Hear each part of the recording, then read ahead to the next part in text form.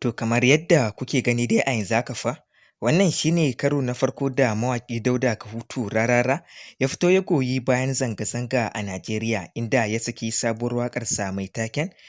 "Wallahi juyin mulki shi ne mafita a ƙasar Najeriya", inda a yanzu haka ya kira zuwa ga sojojin Najeriya a kan su yi gaggawar yi wa Shugaba Bola Ahmad Tinubu juyin mulki. Kamar yadda a yanzu ku biyo ni a wannan bidiyo domin ku ga yadda mawaƙi Dauda Kahutu Rarara ya yi waƙar.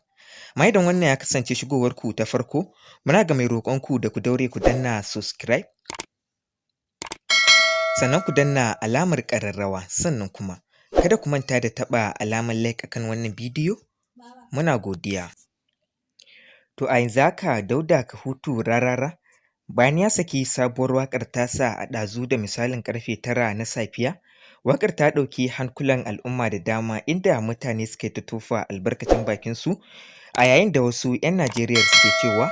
lallai Dauda Kahutu Rarara ya fara dawowa cikin hayyacinsa a sakamakon a kwanakin baya idan ba ku manta ba, ya saki wata sabuwar waƙa mai taken "Arewa na godiya Baba". To dai a wannan karo kuma shi kansa abin da ake yi a ƙasar Najeriya da kuma irin rasa rayukan da ake yi da kuma yadda jami'an tsaro suke kashe 'yan zanga-zanga, hakan ne ya matuƙar fusata shi har ta kai sa da ya saki sabuwar waƙa a cikin safiyar yau, wacce waƙar ta yi daɗi domin a yanzu haka a cikin wannan waƙa da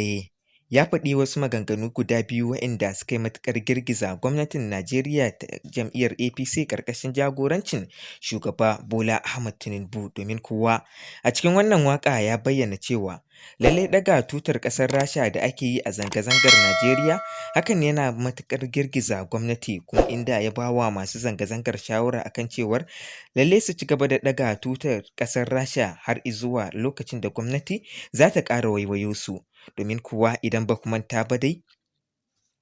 a yau ne shugaban ƙasar Najeriya Malam Asuwaju Bola Ahmad Tinubu ya yi jawabi akan halin da ƙasa Najeriya take ciki da kuma yadda zanga-zanga take jawo naƙasu da kuma jawo asara a ƙasar. Sai dai kuma a cikin jawaban da ya yi ko sau ɗaya ba a ji ya yi jawabi akan tsaro ba, ko kuma abin da zai kawo ƙarshen yunwa da kuma abin da zai kawo tattalin arziki da ƙasa da kuma dawo da tallafin man fetur. Duk da dai ya yi bayani akan tallafin man fetur ɗin kuma jama'a da dama sun gamsu, amma dai bai yi jawabi akan da zai kawo ƙarshen yunwa da mulkin da ake yi mana a wannan ƙasa ba. Wannan dalili ya sa matasa suka ƙara fitowa, kuma wannan dalili shi ne ya sa Dauda Kahutu Rarara a wannan karon ya goyi bayan matasa akan su fito zanga-zangar lumana domin nuna alhininsu akan wannan jawabi da Baba Bola Ahmad Tinubu ya yi.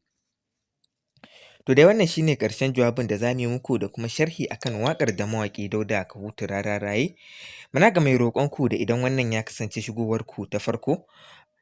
a daure a danna subscribe sannan a danna alamar ƙararrawar sanarwa domin sanar da ku sabbin labaranmu a kodayaushe da zarar mun ɗora. Muna godiya sosai matuƙa da ziyartar wannan shafi mai albarka na Zamani TV 24.